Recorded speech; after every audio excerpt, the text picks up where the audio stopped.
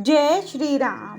प्राणनाथ तुम्ह बिनु जग माही, मोह कहूँ सुखद कतहु कछु नाही।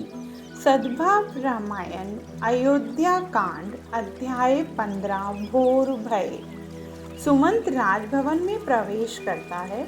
मंथरा खड़ी है।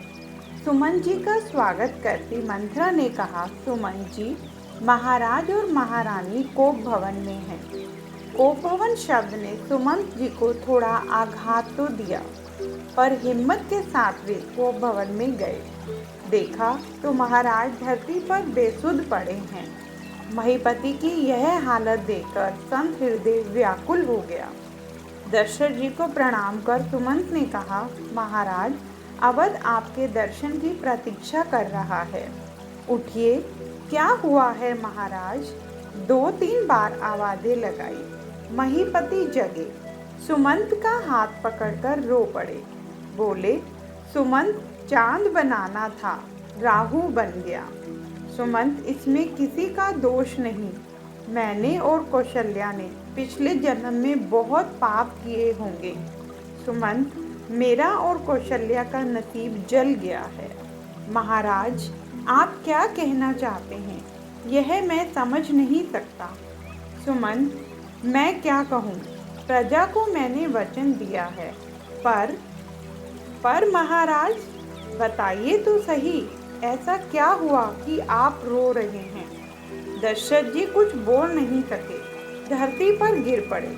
सुमंत का हृदय चिंता से भर आया। उन्हें हुआ, जरूर कोई घटना हुई है जिससे महाराज बोल नहीं सकते। कैकई पास में खड़ी है।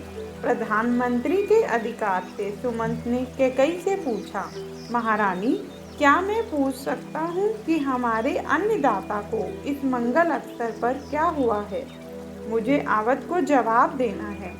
यदि उनकी तबीयत ठीक नहीं थी तो हमें जानकारी क्यों नहीं दी? कैकई ने कहा, सुमंत जी, महाराज मुझे कोई कारण बताएं तो मैं आपको कह सकूं। कारण तो बताते नहीं। राम राम रटि भोर किए, कही न मरम महीत। राम राम बोलते सुबह हुई, पर राजा भेद नहीं खोलते। सुमंत जी, मैं तो पूछ कर थक गई। मुझे लगता है कि महाराज को राम से कुछ काम है।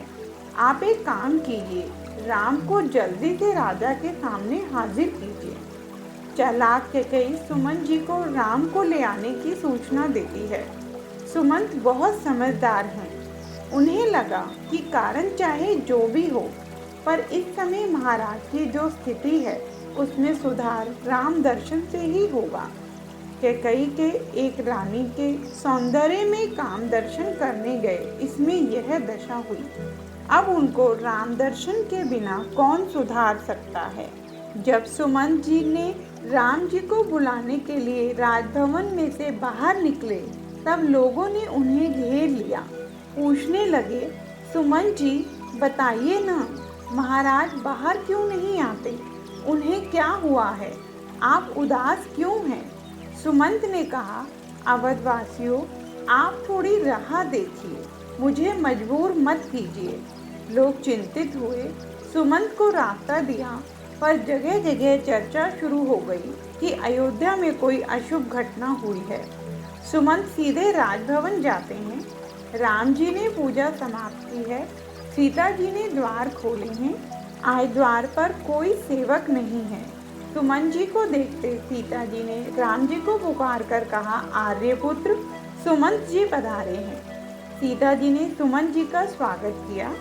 जनक जी और महाराज दशरथ जी के चरणारविंद में अपना आंचल फैला, जैसे पैर छूती है, वैसे ही सुमंत जी के चरण में आंचल फैलाकर सीता जी ने पैर छुए। सीता जी को खबर नहीं कि उन्हें वन में जाना है।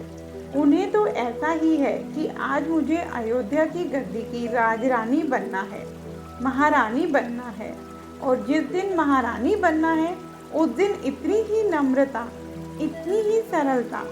सीता जी की ऐसी विनम्रता और सरलता देखकर सुमंत जी की आंखों में आंसू आ गए और बोले, धन्य रघुकुल की पुत्र वधू, धन्य। जगत को जीत सकी है सरलता, अकड़पन को कभी भी जीत नहीं सकता। सीता जी की सरलता और विनम्रता के लिए तो क्या कहना। ब्याहकर घर आई, घर में आकर पुत्रवधू ससुर के पैर छूती है।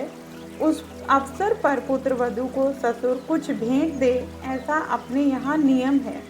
जब सीता जी ने ससुर के पैर छुए तब दशरथ जी ने कहा, बेटी तुझे क्या दूं, कुछ मांग। सीता जी ने कहा, पिताजी मुझे क्या मांगना है। क्यों बेटी। पिताजी मैं इतना ही कहूँगी कि रघुवंश में पुत्रवधू बनने का सद्भाग्य मिलने के बाद मांगने का कुछ बाकी ही नहीं रहता।